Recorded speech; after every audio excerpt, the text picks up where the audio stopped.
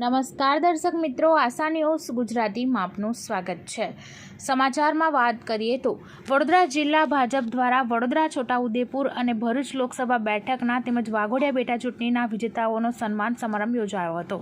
વડોદરા જિલ્લા ભાજપ દ્વારા વડોદરા, છોટાઉદેપુર અને ભરૂચ લોકસભા બેઠકના તેમજ વાઘોડિયા પેટા ચૂંટણીના વિજેતાઓનો સન્માન સમારંભ યોજાયો। વડોદરા જિલ્લા ભાજપ કાર્યાલય ખાતે આયોજિત આ સન્માન સમારોહનો શુભારંભ દીપ પ્રાગટ્ય કરી કરવામાં આવ્યો હતો। લોકસભાની સાથે સાથે વાઘોડિયા વિધાનસભાની બેઠક પર વિજય પ્રાપ્ત કરનાર ધર્મેન્દ્રસિંહ વાઘેલાનો પણ સન્માન કરાવ્યું હતું।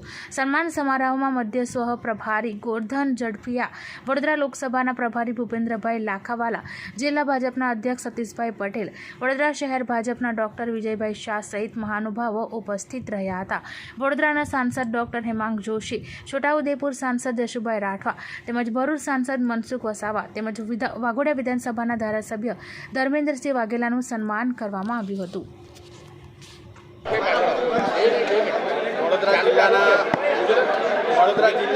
સાંસદો ધારાસભ્યો એક સાથે પ્રથમવાર સન્માનનો કાર્યક્રમ યોજવામાં આવ્યો। ભારતીય જનતા પાર્ટી વડોદરા જિલ્લા તરફથી વડોદરા જિલ્લામાં આવતી 3 લોકસભાના અમારા ઉમેદવારો જંગી બહુમતીથી જીત્યા છે। સાથે સાથે વાઘોડિયાના અમારા ધારાસભ્ય પણ ખૂબ મોટી જંગી લીડથી જીત્યા। ત્યારે વડોદરા ભારતીય જનતા પાર્ટી તરફથી આ 4 ઉમેદવારોનું અમારે સન્માન કરવામાં આવ્યું। સાથે અમારા પ્રદેશના ઉપપ્રમુખ ગોરધનભાઈ ઝડફિયાજી, સંતો પણ હાજર રહ્યા, એમને આશીર્વાદ આપ્યા છે કે હવે જનતાની વચ્ચે જઈને તમામ કામો જનતાના કરો અને સરકાર તરફથી જે કંઈ યોજના હોય એ જન સુધી પહોંચે એવું આયોજન આ 4 અમારા સાંસદો અને ધારાસભ્યો કરશે।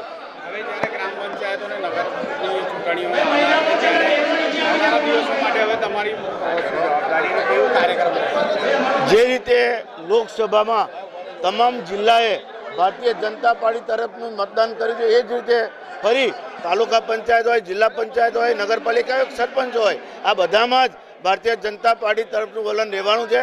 કારણ કે દેશના વડાપ્રધાન જે રીતે દેશ માટે અને આપણા ગુજરાત માટે કામ કરી રહ્યા છે, એ જોતા તમામ મતદારો ભારતીય જનતા પાર્ટી તરફનું મતદાન કરશે।